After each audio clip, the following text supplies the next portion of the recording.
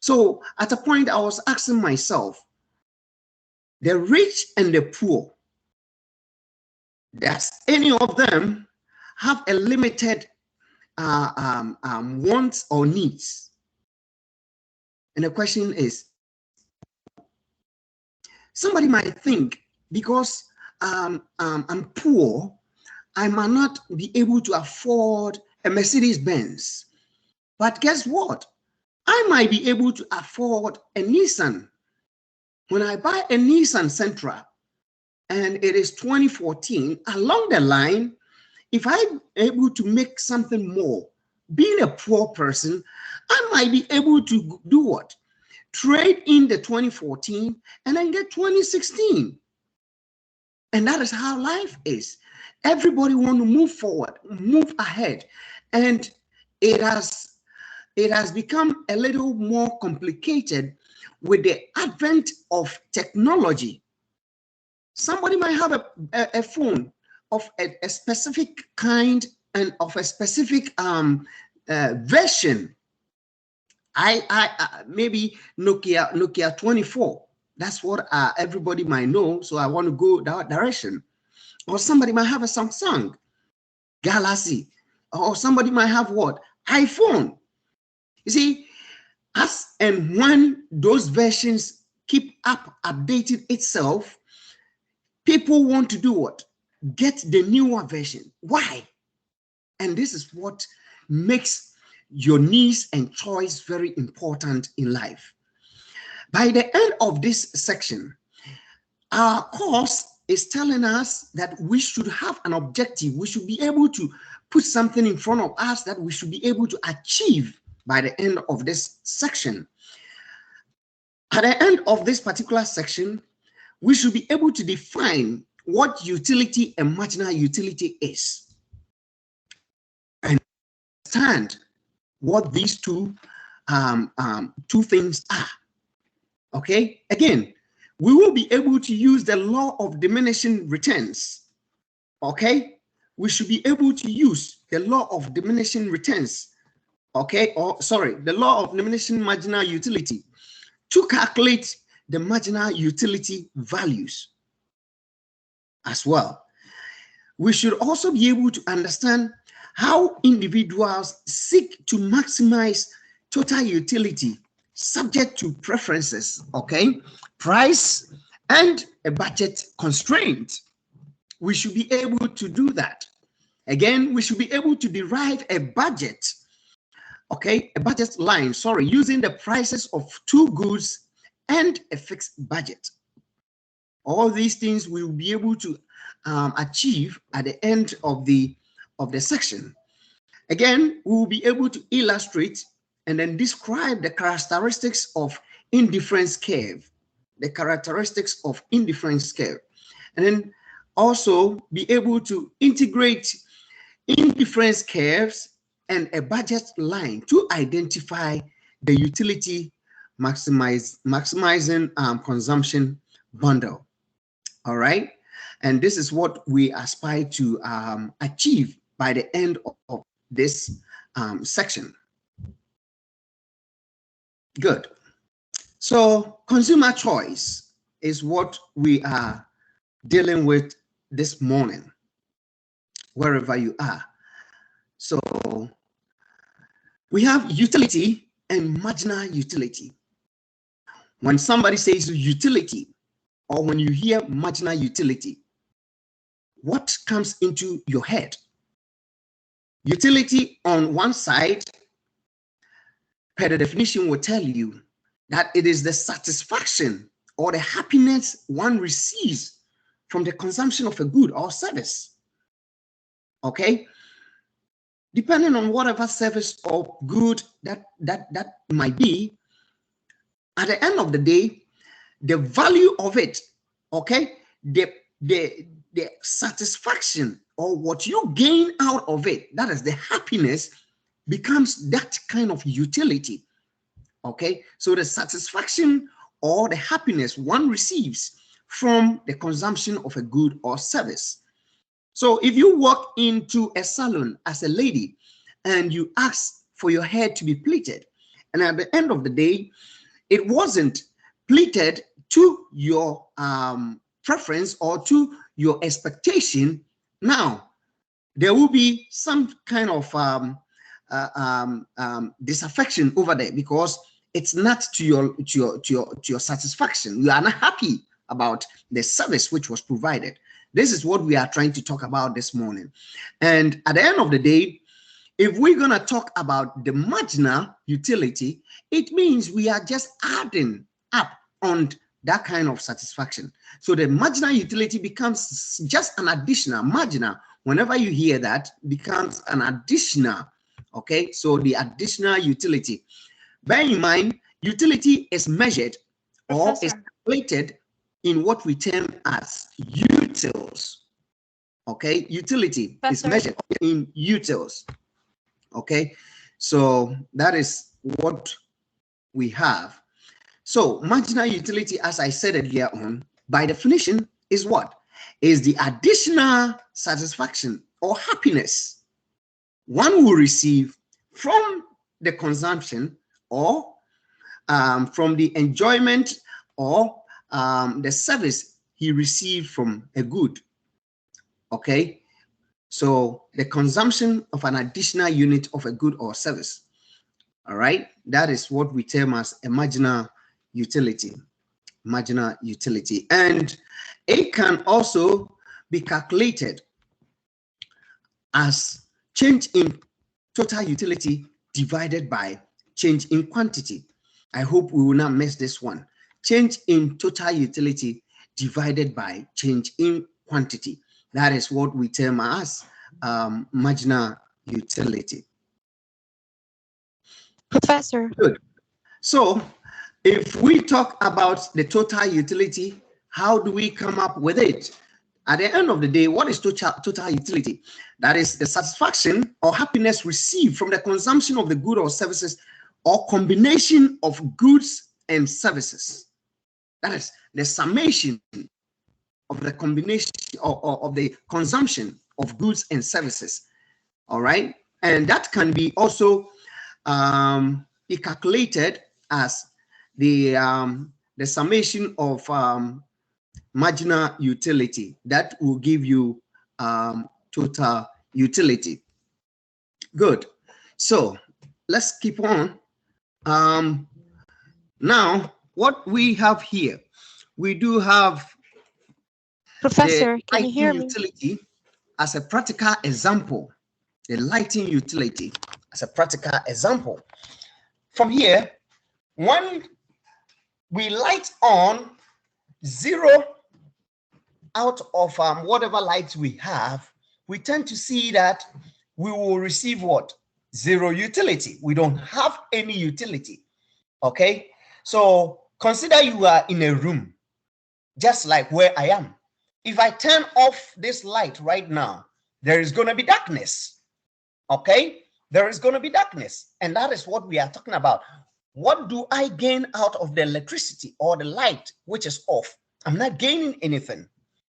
Okay, on the other side, I'm gaining in my pockets, by the way, because I'm not paying the bill for that. But the intention of putting on the light, that is the utility, the satisfaction that I'm gaining out of putting on the light is what we are trying to measure. Okay, that is what we are trying to measure. So assuming you have maybe 5 lights in your room and you put on one, okay, this is what we have. At the end of the day, it's going to give you a total utility of 200. Okay, and you can see right there. So just switching on one light brings you 200 in terms of satisfaction. Okay, that is what we have. Okay, what does it mean when you put on the 3rd light? You have 5 lights in your room. Is it going to increase the brightness in your room? Sorry. Is it going to increase the brightness in your room? Probably yes, probably no. Okay, probably maybe the 4th one or the 5th one will do the magic. Let's see. When we put on the 2nd light, what happens? we receive 350 in terms of utility. Guess what? The additional utility here, or the marginal utility here, is going to be what? 150, because one light is giving us 200, but putting on 2 lights, we are getting 350, which means the second bulb is not giving us an equivalent of 200 utils. Okay, and that is what I'm trying to draw your attention to. Just like you walking into any shop, all right? Just like you walking into any shop. Nora, you have a question? Yes. Hello? Professor, I don't know if you can hear me. Professor. Noran. Professor, can you hear us? Okay, let's continue. So, like I cited in the past, if we do have say you get out there and then get into, say, a shop, you are thirsty. You've been to the beach. You are thirsty, okay? And at the end of the day, guess what? You want to maybe have a drink or a bottle of water because you are thirsty. You walk into the shop, they tell you a bottle of water is $5. It is so expensive. Probably it used to be sold at what? Maybe $2 a bottle. But here's the case. You are being forced to buy it at what? $5, and you are thirsty. What would you do? You will buy it. Guess what? After the first bottle, maybe you might not be fully satisfied, so you'll be interested in buying more. But this is what we are trying to liken it to. The first bottle's satisfaction, or the way it's going to quench your thirst, is not going to receive same when you drink the second bottle or the second bottle at the end of the day. That is why when they put on the second light, they will have what? They will have 350, which means they are receiving an additional 150 utils, which is marginal utility. Again, when we see the third one, when they put on the third light, they will receive 450. Okay, which means it is bringing what? Additional 100 in addition to the 350. Okay, so the more you put in, it keeps doing what? Reducing till you get to zero, or positively negative. This is very important when you are dealing with production.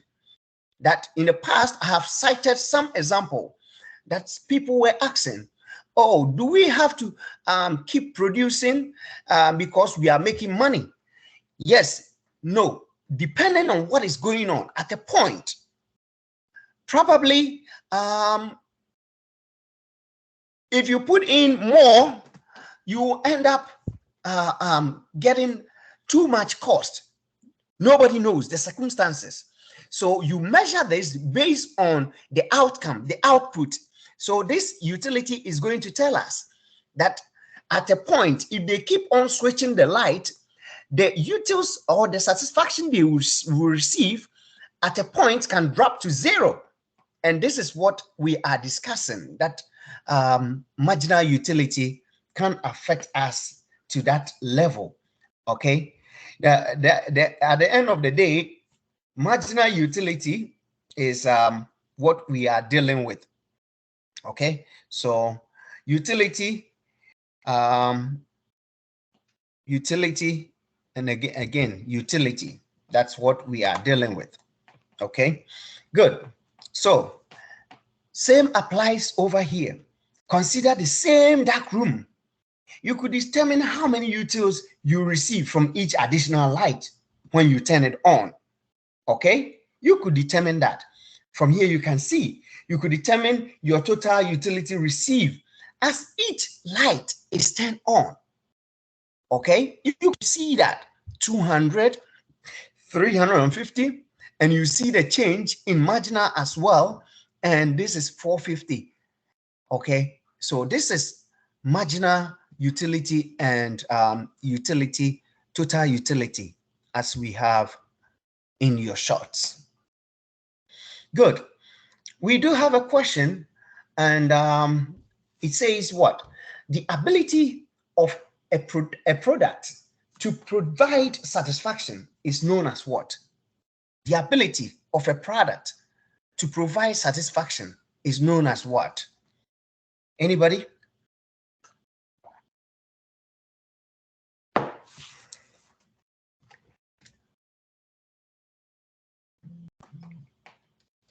Anybody out there? Good. Can you hear me, Professor? What we do have is so simple. We have just discussed this. Utility is the ability of a product to provide satisfaction. Okay, utility is what we are talking about, and that is the question we are also dealing with. Okay, so utility. Good. So let's keep on with it.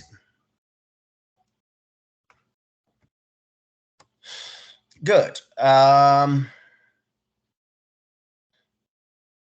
Oh boy, what's going on? You cannot hear me, or I cannot hear you.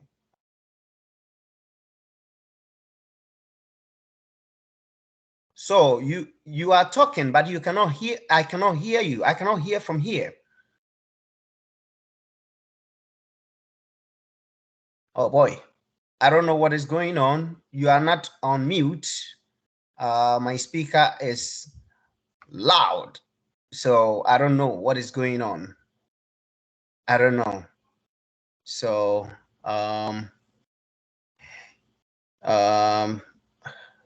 wait a second. Who is typing that? Noran. Let me see this. Noran.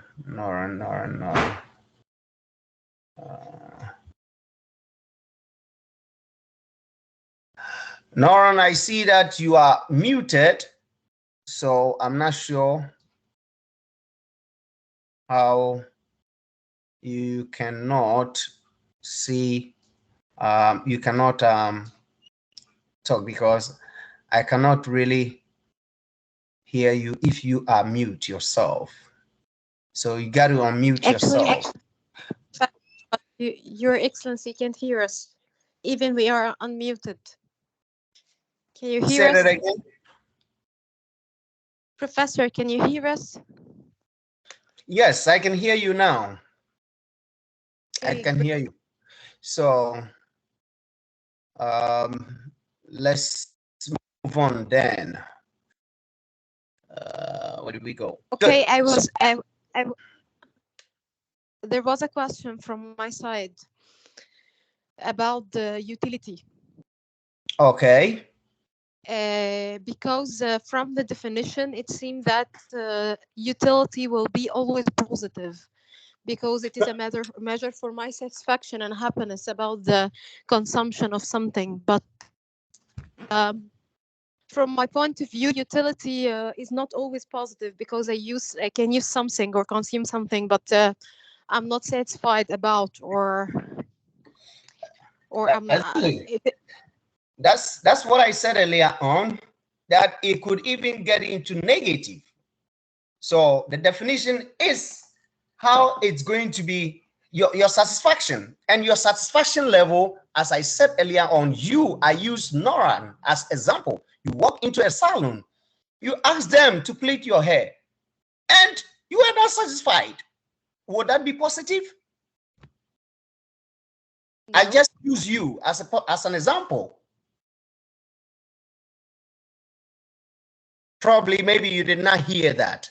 So you could, like I said with the lighting system as well, you could keep putting on the light. At the point it will get to 0, and you could keep putting on. It will even jump into negative because you are not receiving any what we call it, any benefit out of it. You understand what I'm saying? Yes, to big extent. So this means that the quiz question, which is the ability of product to provide satisfaction, is known as, it will be a marginal utility, right? No. Will be That is utility? C. It is C, but at a point, the utility measure or its value can decrease to 0. Okay. So, Marginal sorry, utility, go ahead. I'm just confused between the definition of the utility and marginal utility because they are so close. Okay. So, What do you can need you to please do? elaborate more? Good. What you need to do is so simple. Utility is what you are gaining from the product. Step 1. Okay. If you are taking just one of the product, what you gain out of it. If you take 2, the additional benefit that will come out of it is likely not the same as the first one. That's why we say it's an additional. So it cannot be sometimes the same. So it becomes an additional. So you cannot say it's double utility. It's an additional. So all you need to know is the additional benefit you are receiving. Assuming we are in this class treating economics, if you are able to pass this class, at the same time, able to use the theoretical aspect of this class to do something practically, and you benefit out of it, you are gaining in both ways. So you have been able to pass the class, that is paying for your tuition, but you are still receiving something. That is the knowledge you acquired has been applied to give you something. It's an additional benefit.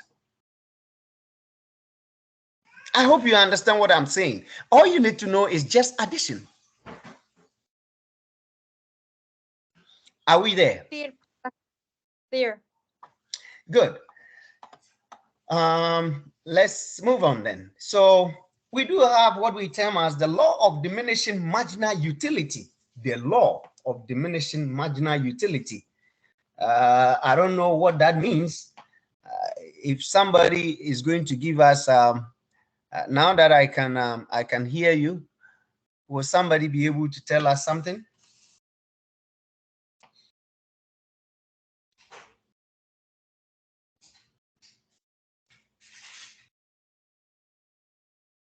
Okay, that's fine. So in the example I just cite with you, or with the lighting issue, somebody might ask, why did the second bulb or the second light did not give us the same 200 utils? Or why did the third bulb did not give us the additional 200 utils? Why? There might be something wrong. Is that the reason? At the end of the day, why are we receiving less utils than the original bulb? Okay, at the end of the day, we ask ourselves that question, and the law of diminishing marginal utility will tell us this. If you want to see the law of diminishing marginal utility, it is just like the law of diminishing marginal returns. What you gain out of it, as and when you put in something like the diminishing marginal returns I cited with water. You drank the first one, oh, you were very good, you're okay, but you needed additional bottle. Do you think the additional bottle is going to give you that kind of satisfaction that the first bottle gave you? No. Why?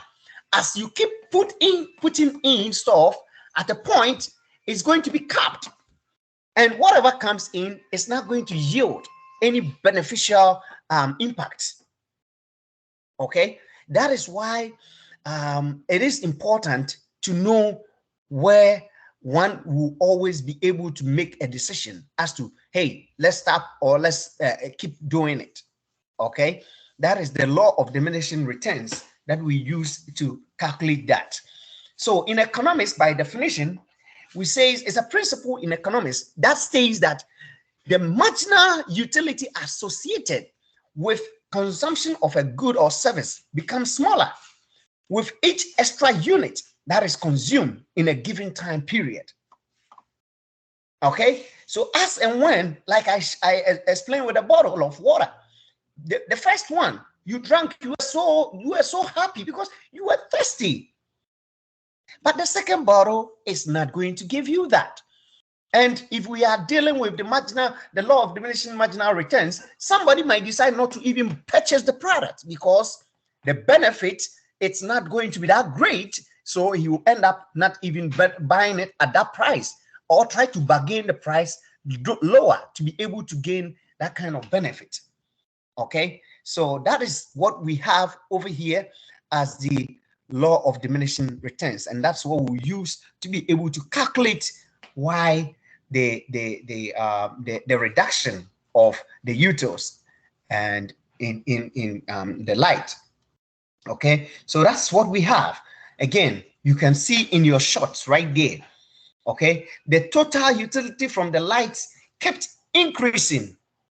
Okay, it kept increasing, but don't forget, as it keeps increasing, the marginal at a point will do what? Will reduce. Okay, so we have the total utility increasing from 200 to 350 to 450. If we're gonna put on the fourth light, it might end up going to what? It might end up going to maybe 500. Okay, this is what we are talking about. It's increasing, but the marginal will continue to decrease because you're not going to have the same benefit out of it, the same satisfaction out of it, the same value out of it. That is what marginal utility is all about. Now, we have a discussion question that is going to bring all that we have spoken about together. It's going to tell us what we have just discussed, all those things, you know. So somebody can also give us just some information to let me know that we do understand what is going on. One after the other, we are only describing only 3 items. We need to define the utility, the marginal utility, and total utility. That's all we need to define. That's it. Then we'll be able to relate it. That's it. I just need one person to define what utility is. What does that mean?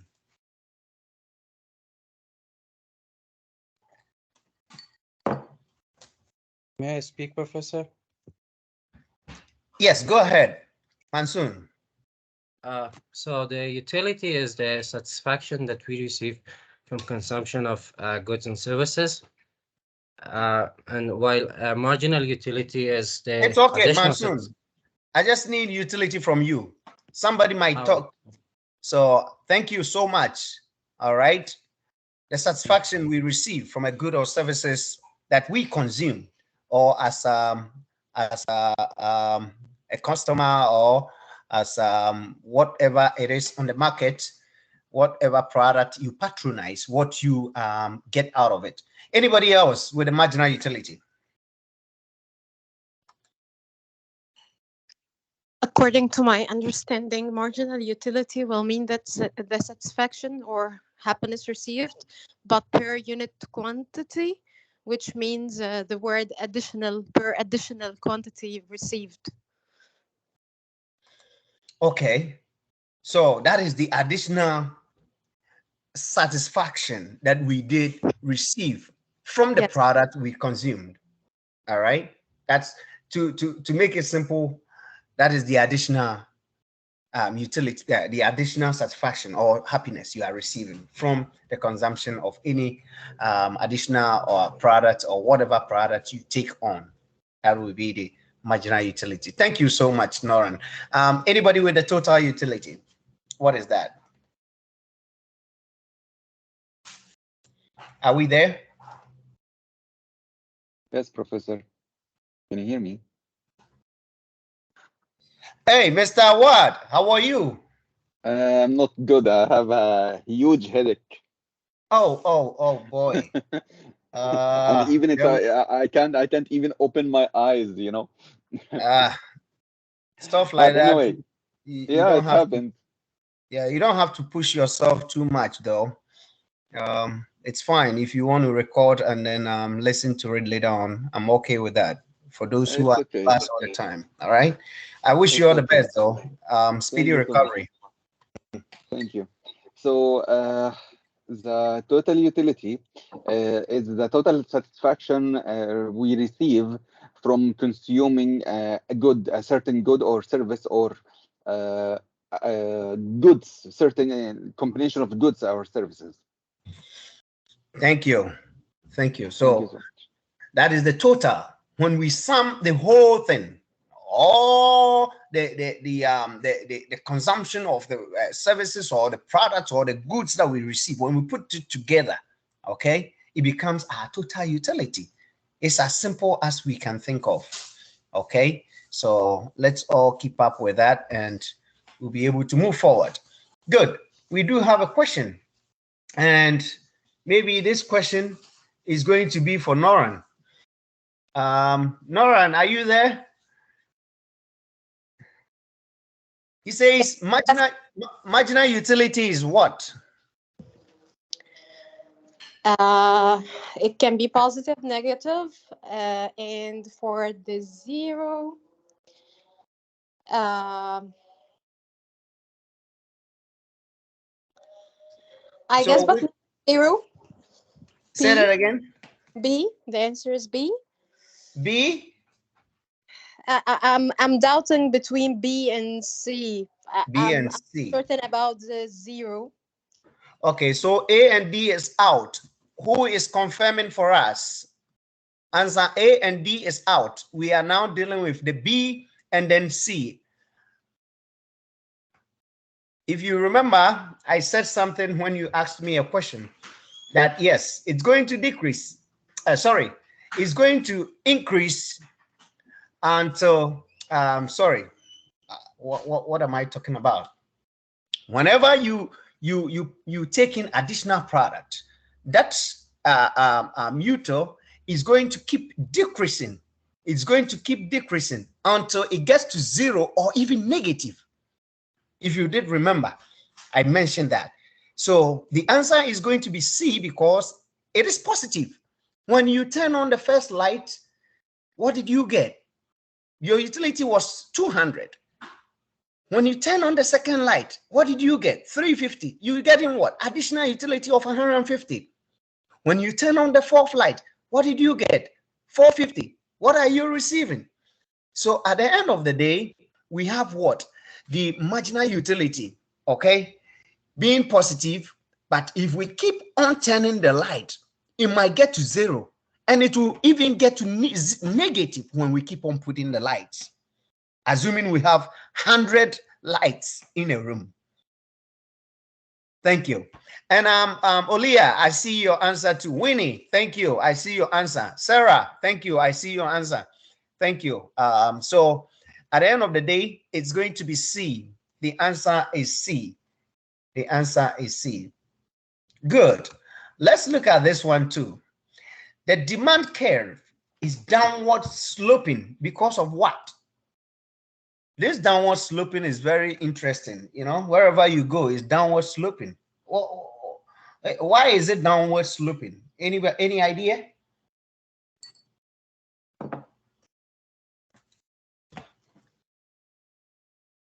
The demand curve is downward sloping. I would go with B, Professor. You go with B. Any Yes, explanation? I think that it's true that marginal utility decreases as more of product is consumed. Yes. That's why the demand curve is downward sloping. Okay. Thank you, Mansoon. Thank you. So, like I said, and my example is still, or it still holds, or is still the same. You have 2 bottles of water. You drank one. The second one, what happens? Are you going to get the same satisfaction? No. Okay, just take 2 bottles of water of maybe soda or whatever and try to do this experiment yourself. When you drink the first bottle of maybe a can of Coke or soda, probably you might not be able to drink the second can. The utility, the satisfaction you're getting is different. So the third one might be difficult. So it will keep decreasing, okay, until even you get to 0. And possibly if you keep consuming it, you might end up getting to negative. All right. That is the total, marginal utility for you. So Monsoon, thank you. You are right to that. And that is marginal utility decreases as more of a product is consumed. As more of a product is consumed, the marginal utility is decreased. The next one says what? If total utility is decreasing, marginal utility will do what? Is total utility, the total utility itself is decreasing. What does that mean? It means marginal utility is what? Any idea?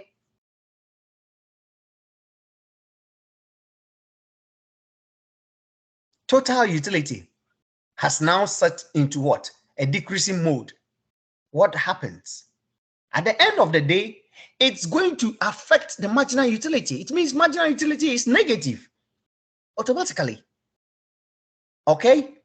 The total utility is decreasing, which means marginal utility is negative. I hope somebody understands what I'm saying. Good. So now let's try to change gears and get into utility maximization. For all these things, I have mentioned it in an example that I give along the line, utility maximization.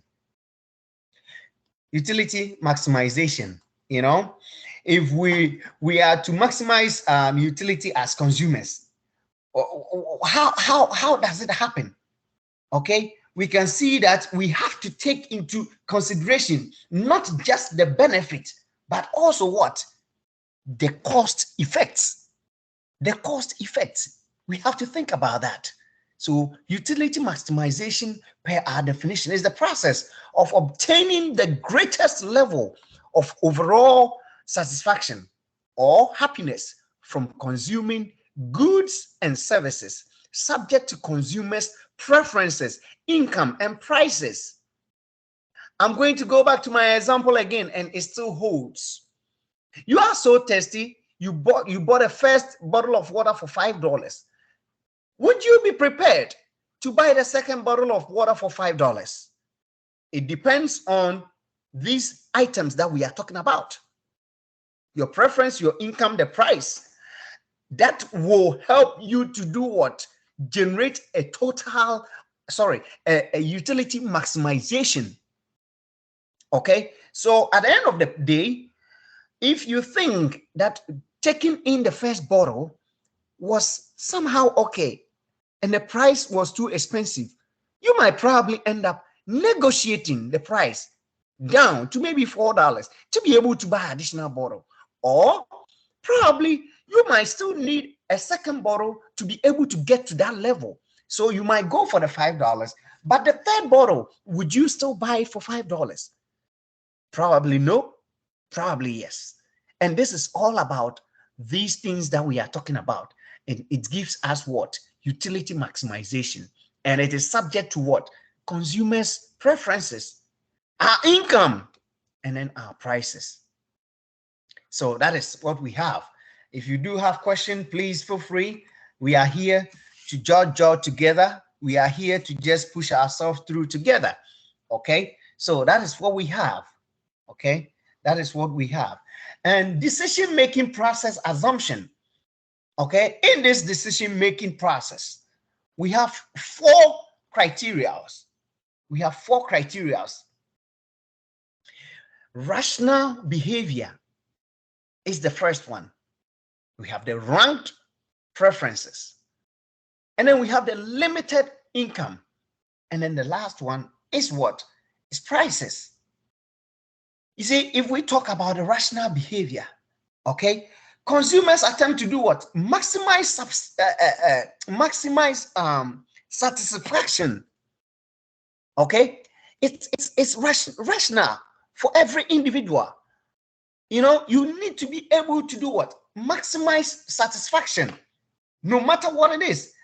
You know, you cannot tell me that you're going to go out there and then just buy stuff without getting anything, or having a goal of at least making the best out of the product. Or when you buy a phone, you just bought the phone because you feel like you have money, you can buy the phone and come and put it in your bedroom. No, there should be that kind of what? Satisfaction, or there should be that kind of objective to maximize your satisfaction. That is the rationale behind your willingness and preparedness to go for that product or the service. Okay, that is what we term as the rational behavior. We do also have what we term as what? The ranked preferences. See, consumers are able to rank their preferences just like everyone, myself, yourself, your family, and everyone. They know what they like. You know, me, myself, I know what I like. I like Toyota cars. So when I get to the field, when I get to the market and I'm going to look for cars, I know what I'm going to spend my money for. And I think that will give me the kind of satisfaction I'm looking for. Okay, so I need to do what? Rank my preferences. And that is what consumers does. Okay, consumers are able, they are always prepared to do what? Rank their preferences, because they know what they like most. Okay, they know their preference, the person one. You know, if I'm going to say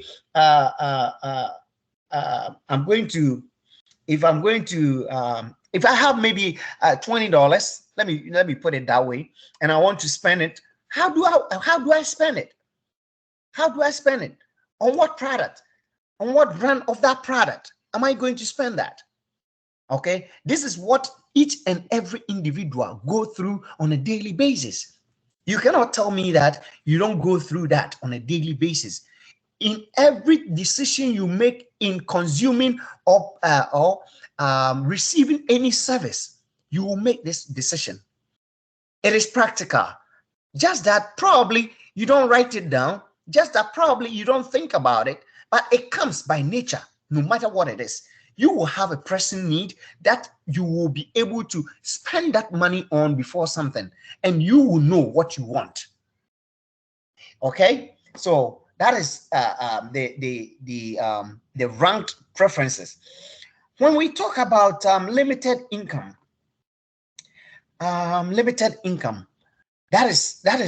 it's all of us.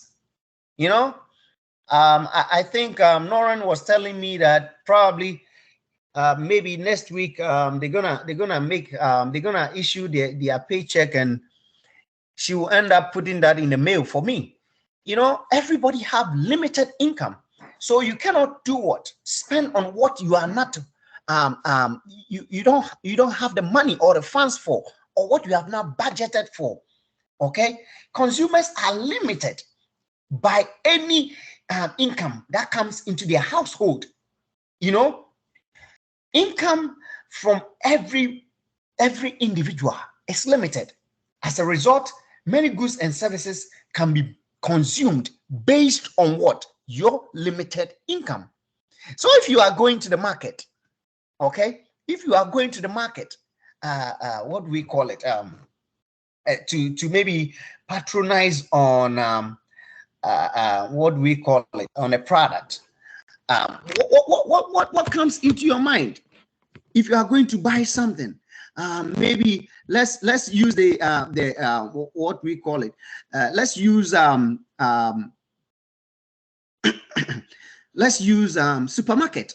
I'm just going to the supermarket just to go and buy a product or buy maybe foodstuff for the family. What do? You cannot just get there You see this, you grab it. You see that, you grab it. You see this, you grab it. You see this, you grab it. Yes. Sometimes I don't want to go to the supermarket with my wife. Exactly. Because everything she sees, she want to grab it. But at the end of the day, you need to pay for it. So you have a limited budget. Your limited income should make that kind of decision for you as to which one to go to take. So when you get out there, every individual will make this decision, no matter what it is. Okay, that is limited income will cause you to make a decision. Limited income will cause you to take maybe 3 out of 5 of the items. Limited income will tell you that, hey, this product is not needed at this time. So sometimes you'll be doing window shopping. You go to the supermarket, you see stuff, it's very, it looks nice, it's very attractive, but you cannot buy it because of what? Limited income. Because of limited income. And again, the last one is what we term as prices. Okay, prices also do what? Do affect our decision making in the process. Because we have a limited income, we will not just buy anything. If the price is too much, which is going to affect our limited income, we will not do what? Grab it. I hope we do understand this. And this is a practical thing which affects each and every one. No matter who you are, no matter what market you go, no matter where you live, you will definitely make these decisions when you get to the market. That's why I love economics. That's why I want to entreat you to have that kind of joy whenever you are in economics class, because you will not only get out from this class with an A or B, but you get out with what? Knowledge that is practical, that is applicable in a daily life, that will help you to make decisions. Okay, so at the end of the day, we have the prices, which is doing what? It's going to do what? Affect our decision making. Okay, it's going to affect our decision making also. So that is what we have. So if I end up asking you a question about the 4 musketeers or the 4 decision making process, you should be able to tell me something. All right, or if I'm able to tell you maybe 3 and I tell you to give me the last one, you should be able to also tell me something. Good. How do you determine what to buy? How do you determine what to buy? As we have said just some few minutes ago, you determine what to buy based on what? That decision making. Okay, that decision making. When you go to buy something as a consumer, think about our 4 decision-making assumptions. Think about it. No matter what it is, no matter what it is, you cannot tell me you get into, maybe you get into the supermarket and you start buying, or you just take your car keys, you tell your family, get into the car, let's go. You will make some sort of decisions. And how do you make that decision to buy? You make that decision to buy by checking how much you have in your account, by checking how much you make in a week, by checking how much you make in a month, by checking how much you have in your savings or your checking account before you make that decision. Because at the end of the day, if you go out there and you spend all the money and you come home and you don't have money to spend, what happens? I'm not sure, probably, maybe not in this class, maybe in the future. There is 4 reasons for keeping money. When we study money, which is out of this class, money will tell you that we keep money for 4 reasons. Okay, for precautionary motive, for speculative motive, for transactionary motive, and for there is a 4th one that I do not remember. Okay, so no matter what it is, you keep money for these reasons. So you cannot go out there and spend all your money thinking that tomorrow you come home and the money will be there. So you have cash on you for precautionary, assuming there is something that you just have to get out there and go and buy with maybe $1. You need to keep money on yourself for that reason. So economics says we have money being kept on us for a precautionary motive. Okay, transactionary motive. You might be there and all of a sudden a next door neighbor will call you and say, hey, I have my television out there, I want to sell it because I don't have money to feed my family. Yes, these things comes up. Okay, and if you have money, you get that deal. That is transactionary motive. Okay, speculative, you don't know. All of a sudden, something will happen. Your sibling, your family member will walk in and say, oh, my brother just fell. I need $30 to go and do this. You keep money on yourself for that. As a result, when you are making decisions to buy, all these things have to go into your thinking. It has to go into your decision, because at the end of the day, you don't know what will happen. So you keep money for such reasons. And based on that, you make good decisions for yourself. I hope we are good. Now, identify and discuss the four assumptions made when analyzing consumer choices. This is what I just mentioned and described to you. So I don't think I need to re-echo that.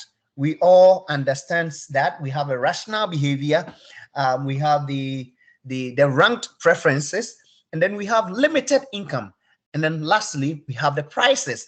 At the end of the day, this is what we are talking about. I think everybody do understand what it is, and we shouldn't have an issue moving forward. But if you do not understand, please just feel free to let me know, and I'll be able to go back and then review that with you. Discussion question. Even when consumers consciously apply the assumptions to the decision-making process, a poor decision can still be reached. Give a personal example of a product that you loved at the time of purchase, but that you regret buying. Why did this happen? This is a practical one. It's a practical one. Yep. Somebody out there?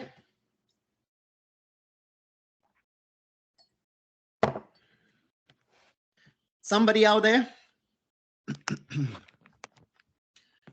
Even at the end of the day, we have our rational behavior behind our decision making. We have our limited income behind our decision making. We have our prices behind our decision making. Our preferences, our ranked preferences behind our decision making. Sometimes we make mistakes. What are some of the mistakes you have encountered making good decisions, and at the end of the day, arriving at what? A poor result, or making a decision and arriving at a poor decision, which can affect your income or whatever. What happened? Can somebody share?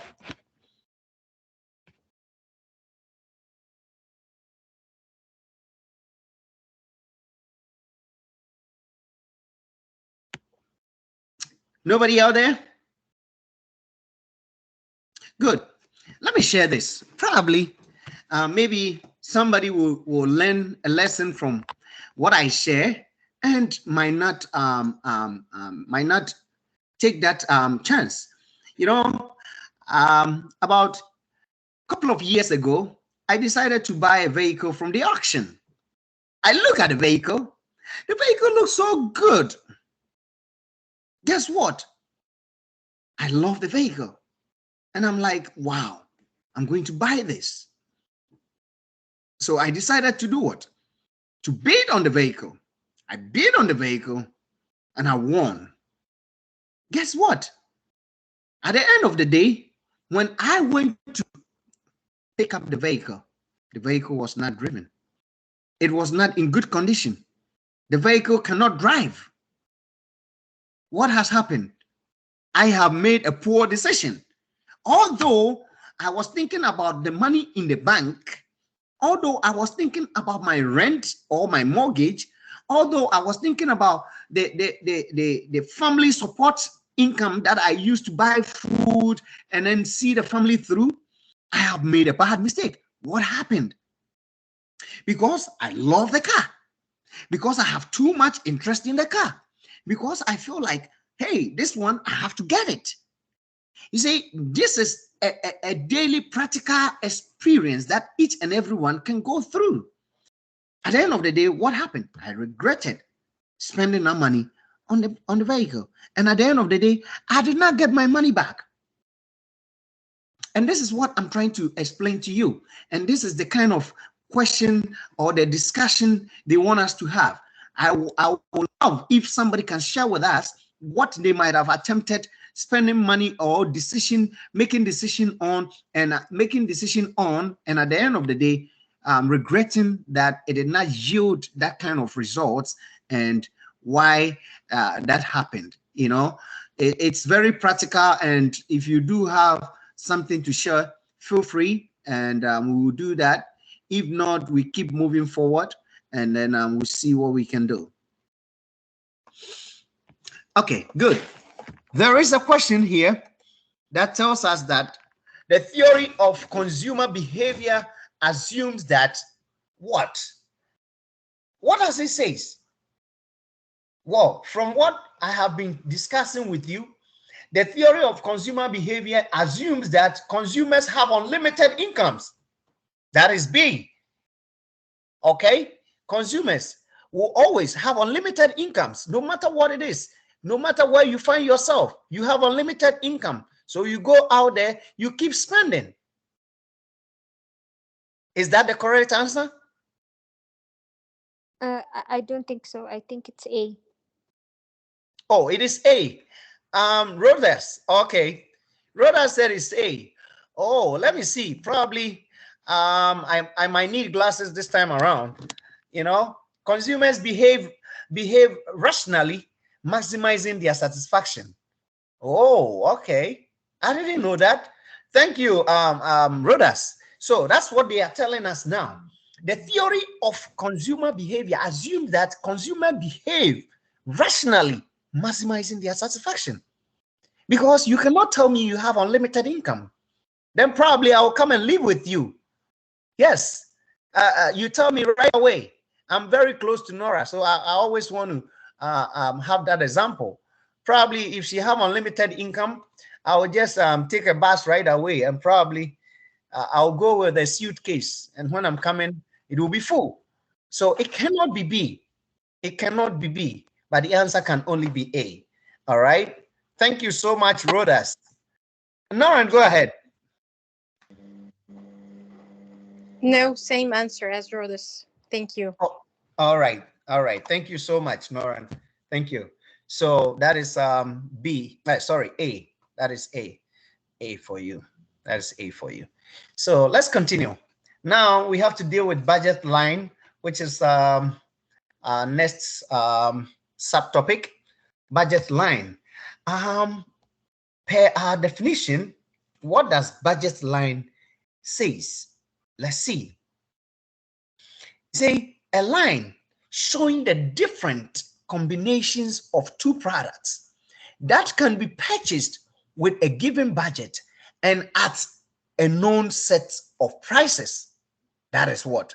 Budget. Okay, so we have the formula right there, as you can see on your chart, as equal sign into parenthesis A of P of quantity A, quantity at price A, and price at A, and then multiply by quantity at A, and plus into bracket parenthesis price at B, multiply by quantity at B, parenthesis closed. That is our what? Our formula. You know, we have to understand that how individuals seek to maximize their what do we call it? How individuals must try to maximize their total utility is subjected to what? Preferences. Okay, as we did say, it's subjected to preferences and maybe price and what this budget as we are dealing with. You know, so at the end of the day, we have to calculate that in relation with the price and quantity. Okay, price and quantity plus at a different level A and B. All right, good. Let's look at that then. Let's look at that. Now, what do we have over here? You can determine how many units of each good you can buy using the formula for the budget line. Okay, as we can see over there, we have quantity cupcakes, okay, at $4. And then we have quantity ice cream cones at $2. So assuming you have $20, okay, what can that $20 buy you if you are focusing on what? If you are focusing on only ice creams, okay, you will see that you'll be able to buy what? You will be able to buy just 10 of the ice cream cones. As you can see, if you are able to spend the $20 on 10 ice cream cones, it means you have nothing for what? The cupcakes, because ice cream cones is $2 a piece. So if you buy 10, your $20 is gone. It's gone. I hope somebody understands what we are talking about. Good. If we look at the second scenario, if we want to spend the $20 by using both cupcakes and an ice cream, in this scenario, if you buy one cupcake and then 8 ice cream, 8 ice cream is $2. So it's giving us what? $16. So 16 plus one cupcake, which is $4, will give us $20. That's your expenditure. Okay, so that's what we do have right there. Okay, and the same will apply to the subsequent scenarios. If you take 2 cupcakes, it's going to be what? $8. And if you take 6 ice cones, it's going to be what? $12. 12 plus 8 is 20. You have spent your money. If we want to deal with the third scenario, it's 3 cupcakes. 3 by 4 is $12. Okay, and then 4 times 2 is 8, making $20. You have spent your money. If you end up spending for what do we call it? Buying 4 cupcakes, which is 4, 4, 16, and then 2 ice creams, it's going to give you what? 20 as well. 2 times 2 is 4. And if you end up spending all the $20 on cupcakes, you're going to get what? 5 cupcakes, which is $4 a piece, which will give us $20. So this is how a budget line is being put together for us to be able to draw it. Okay, so in drawing it, you could see right there, as we were discussing, okay, when they had $20 and they wanted to spend that $20 everything on the ice cream cones, it was 10 pieces of ice cream cones they could do what? Afford. Okay, because it's $2 a piece. So as you could see, the budget line is right there. That is 20 divided by 2, and you see that. And when you come to the cupcakes, you also see that. So whatever you spend, you'll be able to draw that budget line right there, as you can see. I'm not sure if somebody do understand. You know, just now you have 20 to spend on 2 ice cream cones, and then maybe 4 cupcakes. What do we call it? Cupcakes. Okay, if you want to spend your money on cupcakes, you end up having what? 5 cupcakes.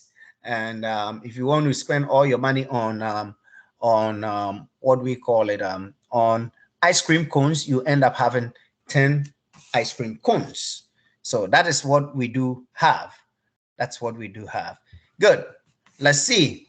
Now we are moving forward. What do we have right there? So at the end of the day, a budget line is similar to what? A budget line is similar to the PPF. Okay. At the end of the day, this is what we're going to have. You know, you can't get a bundle beyond the budget line because of your budget limited, your budget limit. You cannot get anything beyond that. Okay, so unattainable is where you cannot get it. If you have $20 and you want to spend that $20, as we said earlier on cupcakes alone, when you finish spending that, that's it. You don't have money. You know, unless you want to go and borrow money from those with unlimited incomes. Okay, and you always have what? You have an accrue or a debt to pay, which is not a good way of living. So while you can buy a bundle below the budget line, it is not efficient. Okay, you spend just within your budget. It is not efficient to always go just below. I would say it's somehow efficient depending on how you want to save, or depending on that kind of quality of the product you want to buy, but you cannot spend beyond your budget. Okay, so that's what we do have. That's what we do have. All right, and again, we do have this also, this scenario. If a price changes, okay, if a price changes, then the possible bundle will also do what? Change.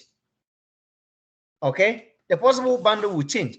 Assuming the $20, the $2 ice cream is moved to maybe $4. How much can you buy with your $20? Assuming the cupcakes is not being sold at $5 again, but maybe $10 a cup, how much or how many can you buy? So soon as the price change, your bundle or your budget will change. Guess what? This is just practical. This is just something that happens to you and I. You were on a job where you were being paid maybe $20 an hour. Guess what? COVID hit. Your organization collapsed. Okay? Sorry for those who are in the hotel industry. Your hotel has been sold. Your restaurant is not functioning. So now you got a new job. The job is paying you $10 an hour. Would you spend the same way you used to spend? Can somebody hear me? I don't want to talk so loud because I don't want anybody to hear about this decision. You were making $20 an hour. Now you are making just $10 an hour. Would you spend the same way you used to spend? Guess what? I am going to open a credit card company, so you can just sign up, and then you take a credit card from me, and your annual APR, your annual percentage rate is going to be maybe 50%. Okay, in that case, you can spend whatever you want and have an unlimited income. There is no way you will be able to spend that. It doesn't make sense. It doesn't make economic sense, and it doesn't make practical sense because you have a limited budget. You have a limited income, and you have to live within your means. That's the word. You have to live within your means. I hope somebody gets what we are saying, and it's going to change somebody at the end of the day. Good. So that's what we have. All right. Now, assuming you have maybe $24, okay? Maybe when the COVID hit, you were making $20. You were so fortunate. You got a new job, and the job even paid you more than what you used to get. Oh, yes. Now you can call me and then make an appointment with me to go and then have a dinner with you so I can help you spend the money. You are getting extra $4 on top of your $20. How do you spend this? Okay? How do you spend this? You have extra $20. Okay? Sorry, you have extra what? You have extra $4 because you used to make $20. All of a sudden, you are making $24. How would you spend this? You will be able to spend a little more. Okay? You'll be able to spend a little more. And this is what I'm talking about. It is practical and it is economically. Okay? So economically, it does make sense, and practically, it makes sense. When you make more, you are entitled to save a little bit and at least spend a little more. Okay? But if you are not making enough to spend, then it means it doesn't really make sense for you to spend what you don't have. Again, if I ever open a credit card company, those who want to do that by spending what they don't have, you are always welcome, and I'll sign you up at 50% APR. Okay, so get ready. Whoever is interested, I'll put the advertising on the school platform. So this is just by the way, okay, you cannot spend what you don't have. So whatever your income, your budget is, that is how you spend. You spend within it. So if you get an increment, you know how to spend and you know how to live. Let's go on. Good. So the budget line summary. This is what we have been talking about. Okay. Consumers seek the bundle of goods that provide them the highest total utility. Okay. You and I will do that. If you go onto the market, what are you expecting? Are you just going to throw your money out there? No. You know what you need that will give you the total satisfaction. You know what you need that will give you the highest satisfaction. You know what you need that at the end of the day, if you put your money in, you will have that kind of joy, the happiness, and the satisfaction. This is what we are talking about. The budget line summary also indicates this. Consumers determine the marginal utility per dollar, okay, for each unit of a good or service that they purchase or they consume. Okay, again, consumers purchase the unit of each good that provides the greatest what? Marginal utility in terms of dollars. Okay, you will not just go out there because you think you have money. By the way, some will do that. There is a saying that money that you don't work for, you spend it anyhow. But if you work for those monies, trust me, you're going to follow this. You will be able to follow this, and it's going to be practical. And in economics, it will make sense. And in your practical life, it will make sense, because at the end of the day, this will come into mind whenever you are making a decision. It will come into mind that consumers spend all their money. Okay, they spend all their money when they don't have to. Okay, they don't spend all their money, or they spend all their money. How do they spend it? Okay, based on the budget line. You have to make sure that what you have budgeted is what you spend that money for. All right, so consumers seek to do what? Achieve the equal marginal principle. Equal marginal principle. So at the end of the day, the equivalency in your additional benefit, it has to be identical, or it has to come into agreement. You should be able to understand that, yes, this is what I was looking for and have achieved it. As I said earlier on, when we're about to start this class, we had what? Objectives. And these objectives should be accomplished by the end of the day. At the end of the day, consumers spend their money for a reason, for a motive, and that motive should be achieved by the end of the day. And that is what we are also talking about in terms of budget line. All right, in terms of budget line. Now, let's move on. For somebody to be able to tell us something, I need somebody to just explain how consumers make choices thinking about the budget line. Can somebody tell us something?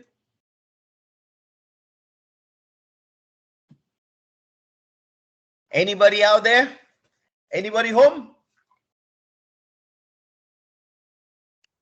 Actually, I can answer this question in the way I understand. Sure. From my perspective, consumer make their choices according to their income.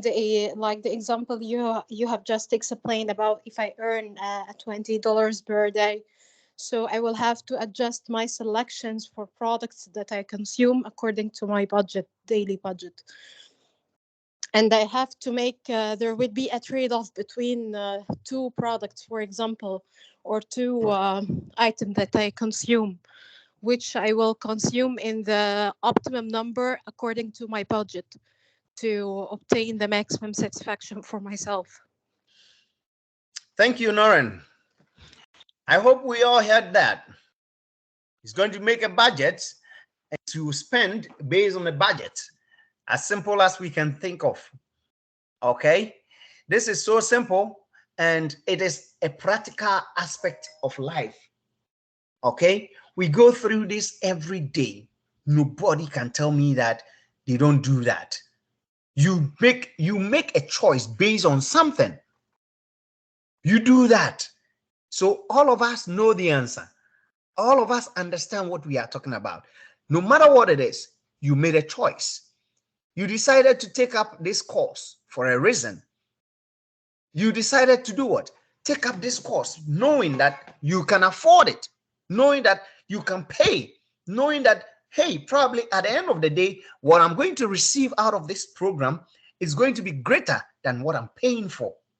And that is what we are trying to put across. Choice, choice, choice, choice. Why and how do consumers make choice? And this, again, is practical in every context that you want to put it. Suppose you earn a $50 a week at your job. You like to go to what? The movies and have dinner with families. Movie costs $15 and dinner is $20. Each time you eat out, okay? Which of the following combination is attainable given your weekly budget? This is so simple, okay? I have explained this earlier on, so I just want who? Nobody should talk. Who should I call?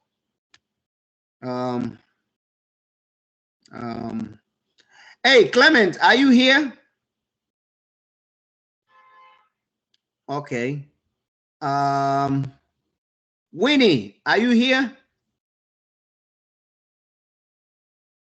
Winnie is not here. Clement is not here. Okay.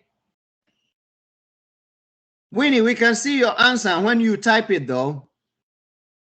Very good. Very good. Winnie is chatting with us, so she's gonna give us the answer in a few. So at the end of the day, suppose you have a $50 a week at your job. You like to go to the movies and have dinner with friends, probably with me. Okay.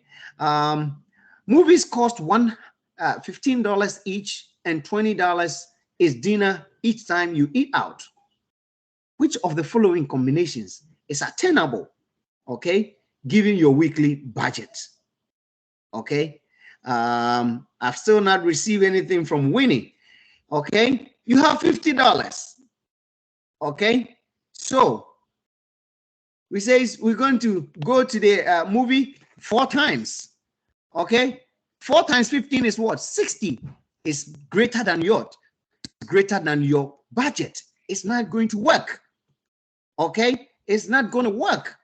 At the end of the day, you cannot spend $60 if you have $50.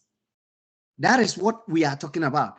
Assuming we want to go with my answer. My answer is C. So 3 dinners. How much is a dinner? $20. Guess what? 3 times 20 is what? 60. At the end of the day, you cannot do what? You cannot spend $50 on a $60 budget. It does not make sense. You understand what I'm saying? So assuming we're spending on maybe the answer that Nora will give me.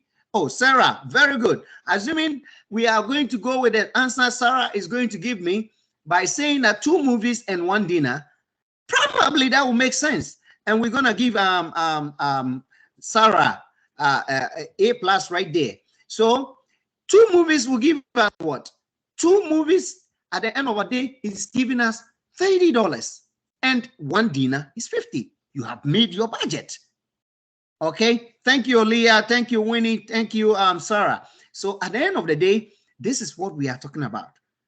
You base your decision making, you base it on something. That choice that consumers make is based on something. You do that. I do that. friends of mine and other people, other families do that. Anybody under the globe will make such decision. And guess what? Corporate organizations make that decisions. Countries make that decisions as well. Okay? So at the end of the day, this is a practical something that affects everybody in a day-to-day activities. So economics, you cannot miss it. It's just so fantastic for you to be in there. All right, so that's what we have. Indifference curve. What do we mean by that? What animal is called indifference curve? Do we have any animal by that name? Okay, indifference curve, per definition, is a curve that shows the combination of two products that generate the same amount of total utility or satisfaction. Okay, it shows what? The combination of two products that generates the same amount of total satisfaction or utility. That is what we term as indifference curve. All right, so the characteristics of an indifference curve says that curves are downward sloping. Okay, their curves are downward sloping.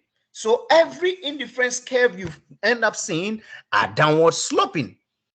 Okay, those curves further from the original, indifferent curves further from the origin are preferred to those closer to what? The origin. That is higher utility value. Okay, again, indifferent curves cannot cross. They cannot cross, unlike other curves that we have seen that they cross. We have seen so many curves in this class that they cross. Indifference curve do not cross. These are the characteristics. Again, all combinations on the curve provide the same utility as other combinations on the curve. So if I provide you maybe 4 characteristics and I say confirm which ones are indifference curve characteristics, we should be able to do what? Confirm. Okay, they are always what? Downward sloping. Okay, they cannot cross each other. All right, all combination on the curve provide the same utility as other combination on the curve, and indifference curves further from the origin are preferred to those closer to the origin. Good. So as you can see on your shorts, that's an indifference curve for cupcakes. Okay, an indifference curve for cupcakes, as you could see. All right, so this does not do what? It does not cross any curve. You could see we have 4 curves. What you have to know is they are all downward sloping. Okay, they are all downward sloping. Okay, they cannot cross each other. They don't cross. Okay, and all the combination on the curve provide the same utility okay, as others. Okay, on the curve, you could see that the curve looks similar. Okay, you could see that. So this is an indifference curve on your shots, right there. So now explain why the indifference curve is downward sloping and bowed inward. Anybody can do that?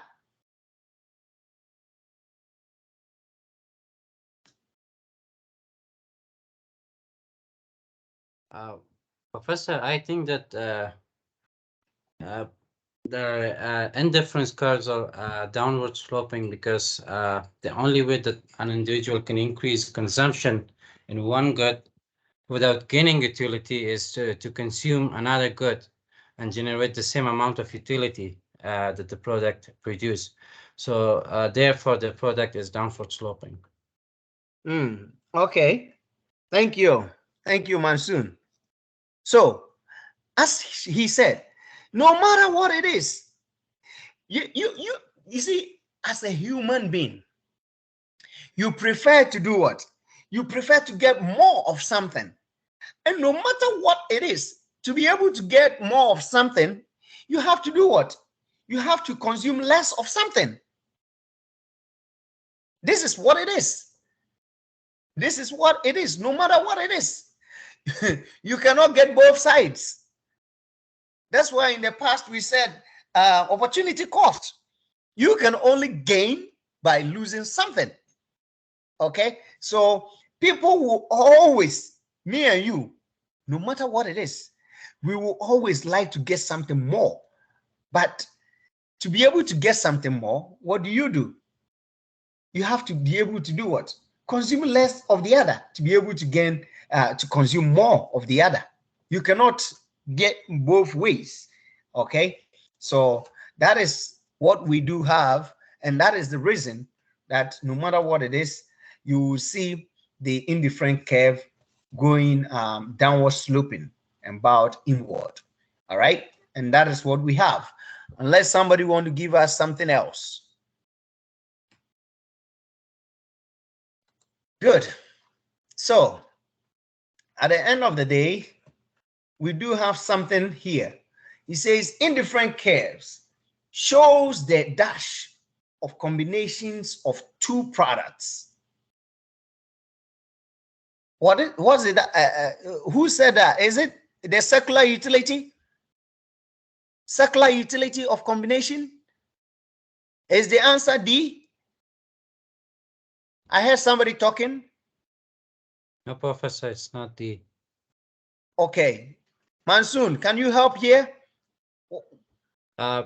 Professor, I'm not sure, but I think that the answer is A, total utility. Okay. And so, yes. Indifference because curve. there are two products, and each product has its own utility, and the combination of two products could give us the total utility. So Sarah says B. I'm not sure. Okay, so as the definition said, don't forget, a curve that shows the combination of two products that generate the same amount of what? Total utility. Okay, so indifference curve shows the total utility of combination of two products. All right, I hope we are there. So thank you. Thank you, Sarah. Thank you. I see your answer as well. Thank you. Good. So that's what we have, and that's what we're gonna keep pushing for. The next question says, indifference curves do not cross, because if you prefer steak over salmon and salmon over steak, then you also prefer what?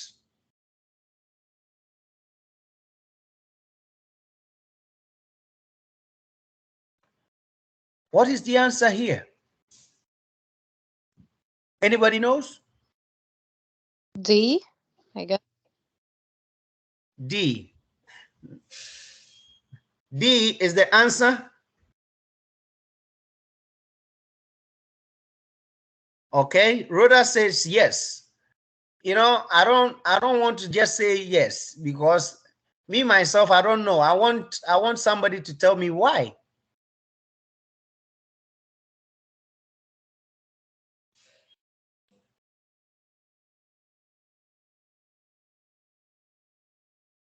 Can somebody tell us? Indifference curves do not cross, because if you prefer steak over salmon and salmon over steak, then you also prefer what? Steak over chicken. Why? Again, we have to go back to what? The characteristics. The characteristics of indifference curve is telling us this. Okay? This is what it's telling us. You know, no matter what it is, you're going to be what? You are going to prefer steak over over chicken. Okay? You're going to prefer steak over chicken. Okay? Because at the end of the day, you cannot get both. Okay? So you already have what? You already have salmon. Okay? You already have what? Steak. So at the end of the day, you cannot have chicken. You cannot have everything. You have to forgo one in order to get the other. I don't know if I make sense. I don't know if somebody understand what we are saying. And this is the reason. Yes. You have something to say? Go ahead. Give us more light on that. No, I'm confirming that everything is clear. Don't worry. Sure. Thank you, Noran. Thank you. So that's what we have, and it makes it so simple for us. And Nora gave us that, and it makes it so simple for us. So the answer is D. I'm confused with this one. Olia, what are you confused here with? I just explained that. The answer is D. Steak over chicken. All right. And your characteristics of indifference curve will do the job for you. Good. Now, let's see what we have and then try to close the chapter on today's meeting. Indifference curve under utility maximization.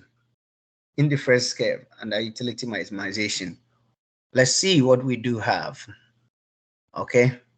Oh, okay. That's fine. Thank you, Leah. So, assumptions. Okay. Assumptions. Decision making. The same thing we went through is what we do have. Okay. That is what we do have. Utility maximization under indifference curve. You have the rational behavior, the ranked preferences, limited income, and what? Prices. Okay. This goes deep into your choice making. It goes deep into your decision making. Before you say Jack, you always have to refer to this. Maybe you might not have this as the categories as how you analyze what you want to buy, or you arrive at what you want to buy, but you have to, in one way or the other, think about it rationally. Does it make sense? What you are spending your money on, is it something that is going to help you? Is it something that you really need out of all your needs? Does your money really backs it? The income you have in your bank, does it give you the free way to go ahead and spend? Does it give you that kind of green light to spend? And again, the prices they are talking about, or the price at which that product is being sold, are you okay with it? All these decisions, all this comes into play when you are trying to make a decision as to what to patronize or what to buy, okay, in life. And that is what we also aspire to have. So, as you could see, the indifference curve for cupcakes is right there. Okay, we start with your budget line for cupcakes, and as you can see, ice cream cones. Okay, so now we have the ice cream cones U1 and then U2. Clearly, you can also see, okay, you can also see we can reach the ICU2, but let's look at what? The ICU3 right here. It's also right there, okay, and 4 is also what? Where is 4?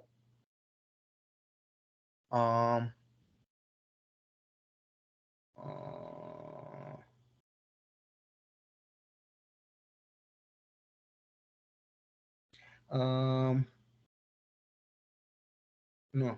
So 3, sorry.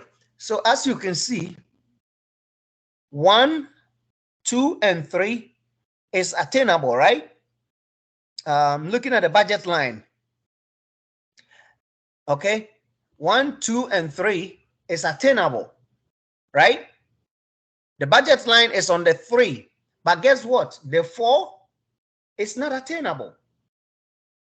The 4 is not attainable. I hope somebody is with me, because it's out of the budget line. The budget line crosses the 3. So you see that 1, 2, and 3 is attainable, but the 4 is not attainable. That's what this curve is telling us. Okay, that's what this curve is telling us. So at the end of the day, you have to see that since maybe any of the curve is giving you the highest utility and at a level which is achievable, you go for it. Okay, and that is what we have over here also with indifference curve for cupcakes. Good. Now, indifferent curves summary. What do we have? Consumers seek to maximize their total utility given their budget and the price of goods and services. Okay, that is one thing you have to put at the back of your memory. The budget line illustrates the various possible combinations of goods. Okay, indifferent curves shows the various increasing levels of utility. And finally, a tangency point for the budget line and indifference curve identifies the optimal consumer bundle. The optimal consumer bundle. All right. So I'm not sure if somebody is having any challenge. There is something somebody do not understand. Budget line shows what? How much you can do what? Buy, given the amount of money you have and the cost of what? 2 goods or services. Okay, that is what we need to describe the budget line. What you can buy, just like everyone. The money in your budget, the money in your bank, the money on your phone, the money in your wallet, the money in your pocket. Okay, at the end of the day, this is going to influence your decision. Okay, it's going to influence your decision. And the indifference curve shows what? It shows what? It shows you what you want to buy, okay, and the utility or satisfaction you get from consuming that product or service. That's the indifference curve. Okay, so at the end of the day, the optimal point is where the budget line and the indifference curve intersects to maximize your what? To maximize your utility. Okay, to maximize your utility. So that is what we have. I'm not sure if somebody have a question. There is something you do not understand. I'll be able to go through for you once more. If not, I still have a couple of guys who have not taken the semester end of semester exams. I still have a couple of guys who have not taken the quiz for this week. I want to remind each and everyone, it is due. I only have maybe, I think, one person who was having a challenge as to how to download the save assigned to be able to take the end of semester exam. I'm still waiting for you. You know yourself. Whenever you are ready, let me know. But it cannot be after this month. All right. You need to get this downloaded and then take the test. And you've been doing fine until this one came in. Okay. So please, I'm here to support you, but you need to help support yourself. Those who have not taken the exams, which is the quiz, you have enough time to take it. It's just some few questions, and it's something that we have discussed here. So if you go up there, I don't think you should have a challenge. So I'm not sure if anybody have a question. There is something you do not understand. There is something bothering you. You have a challenge in anything, please let me know.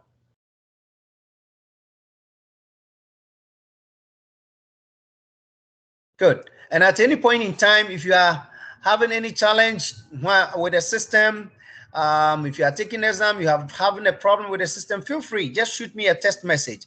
I'll be there for you. Okay, even if I'm not there right away, if I see your test, I'll respond and I'll make sure that I'll do justice to it. All right. Again, let everybody check their grades, okay, to make sure that we are all good. A lot of people are doing fantastic, and I'm very impressed. Continue with it, and at the end of the day, the sky will be your limit. All right. If there is no question, then I'll let you go and then rest and enjoy the rest of the weekend with your family. Professor. Yes, go ahead. Regarding the midterm exam, do we get a chance to review the test that we took? Review what? I mean, to see which questions did we get wrong. Well, I can do that with you, but the reason why I do that is these questions are possible repeat questions. Okay.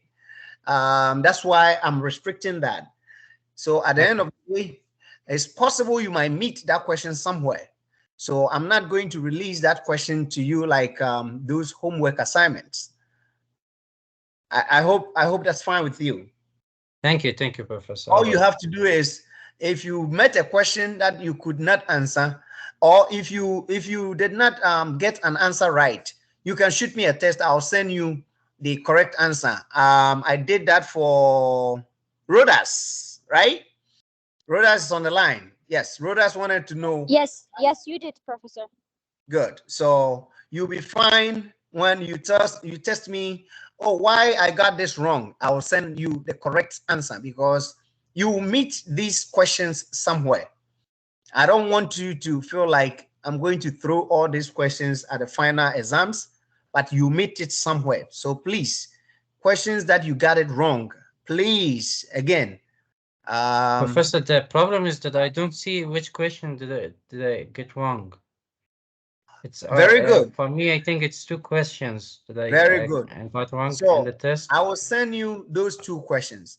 So now that you are telling me it's 2 questions, yes, I'll send it to you. In that case, you know which one you have to work on. Thank you, Professor. No, that's fine.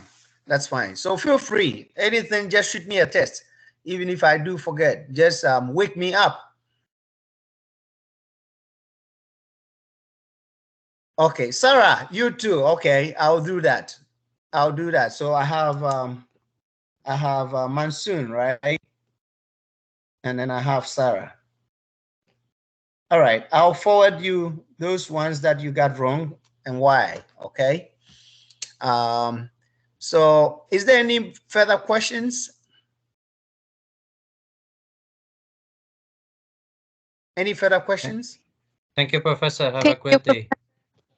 Thank you. Thank you. I appreciate you all. Enjoy the rest of the weekend. Thank you. All right. Professor. Professor. Yes, somebody talking? I'm Chancellor. I would like to know about if we take final tax. We would like to know Chan, the question type, sir. Say that again. Yes, sir. Chan, I sent you a test. I sent you a message. Did you receive that? Yes, I received, sir. Yes, I've now received a response from you. So send me a response if it is about that. Then we'll be able to schedule as to what to do for you. Yes, sir. Yes. Is it about that? Chan? Yes, sir. Yeah, is your question about my message? No, sir, I haven't read your messages simply. I just want to know when I talk your midterm questions. I just want to know about is the final tax question type also like that or not? Oh, okay, okay. I will send that to you. All right. Yes, sir. But yes, sir. You know that, right? You know, have you read my message or you have not read that? All right, sir. And Okay, so read that message. It's very important, and then get back to me, all right? So that we see what we can do. yes, sir. Yes. All right. I wish you all the Thank you, best, sir. okay? Yes. Mhm.